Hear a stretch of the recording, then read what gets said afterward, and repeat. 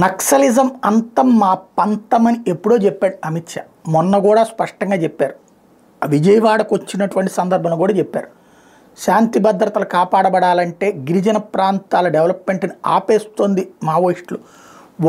వాళ్ళ ఉనికి కోసం అని చెప్పేసి గిరిజన ప్రాంతాల్లో డెవలప్మెంట్ జరగనీయట్లేదు.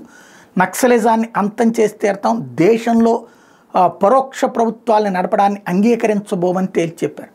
తాజాగా వరుసబెట్టి జరుగుతున్న ఎన్కౌంటర్లు మొన్నటిది తర్వాత ఇప్పటిది చూస్తే ఛత్తీస్గఢ్లో ఏకంగా 24 మంది మావోయిస్టులు చనిపోయారు. 15 మృతదేహాలు ఇప్పటికే స్వాధీనం చేసుకున్నారు. మృతుల్లో 2 మహిళలు.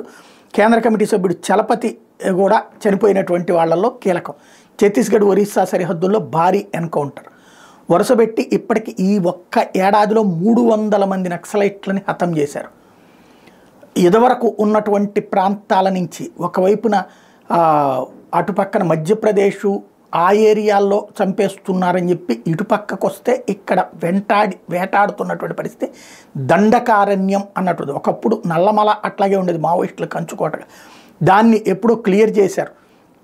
ఇప్పుడు ఇంకా మిగిలిన్నది AOB, ఆంధ్ర ఒరిస్సా బోర్డర్స్. అదే సందర్భంలో అక్కడ ప్రాబ్లం అవుతుంది అనుకున్నప్పుడు ఛత్తీస్గఢ్ ఒరిస్సా సరిహద్దుల్లోకి వెళ్తున్నటువంటి వేళ అక్కడ ఇప్పుడు వరుస ఎదురు దెబ్బలు తీస్తున్నారు పోలీసులు.